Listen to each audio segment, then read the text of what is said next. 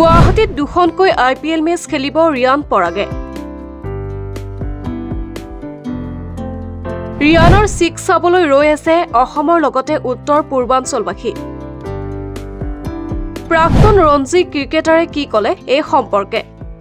এইবাৰ IPLত ৰিয়ানৰ ভাল দিন চলি আছে। ৰাজস্থান ৰয়েলছ দলৰ হৈ প্ৰতিখন মেচত দেখুৱাই আছে ভাল প্ৰদৰ্শন।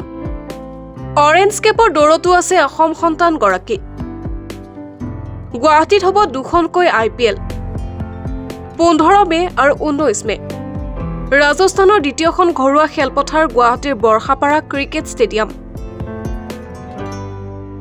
15 মেৰ প্ৰথমখন মেচ ৰাজস্থান ৰয়েলছে খেলিব পঞ্জাৱ কিংছৰ বিৰুদ্ধে আৰু দ্বিতীয়খন মেচ খেলিব কলকাতা নাইট ৰাইডাৰ্ছৰ বিৰুদ্ধে। অসমবাসী অধীৰ আগ্ৰহেৰে নিজৰ মাটিত ৰিয়ানৰ খেল চাবলৈ ৰৈ আছে।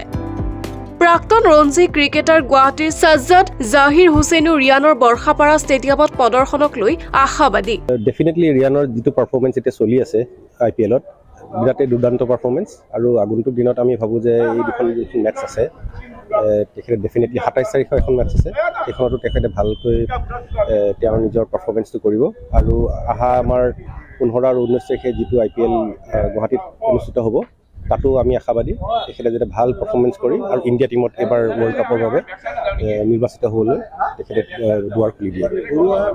ঘৰুৱা দৰ্শকৰ সন্মুখত ৰিয়ানৰ কেনেধৰণৰ প্ৰদৰ্শন আপোনালোকে আশা কৰিছে? চাওক, আমাৰ বৰ্ষাপাৰা ষ্টেডিয়ামতো তেওঁ সৰুৰ পৰা খেলি আহিছে, তাতে বহুত মেচেছ খেলিছে, তাতে ভাল ইনিংছো খেলিছে আৰু এইখন তেওঁৰ হোম গ্ৰাউণ্ড আৰু ক্ৰাউডটো যিহেতু তেওঁৰ ছাপৰ্টত আছে আৰু পিচখন তেওঁ ইয়াতে অৱগত হয়, মই ভাবোঁ যে তেওঁ ভাল পাৰফৰ্মেঞ্চ এটা দিবলৈ তেওঁ মানে আগবাঢ়ি আহিব আৰু আমাৰ সকলো আমাৰ ক্ৰীড়াপ্ৰেমী আৰু ক্ৰিকেটৰ প্ৰেমী ৰাইজ সকলোৱে আশাবাদী তেখেত যেনিবাৰ ইণ্ডিয়া টিমত ভাৰতীয় দলত চিলেকশ্যন হয়।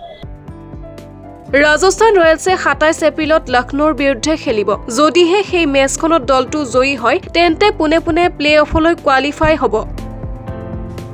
দলটো কোৱালিফাই হোৱাৰ পাছতেই হ'ব অসমত দুখনকৈ মেচ। গতিকে আগৰ মেচতকৈ আৰু মুকলি মনেৰে খেলপথাৰত নামিব পাৰিব ৰিয়ান পৰাগে।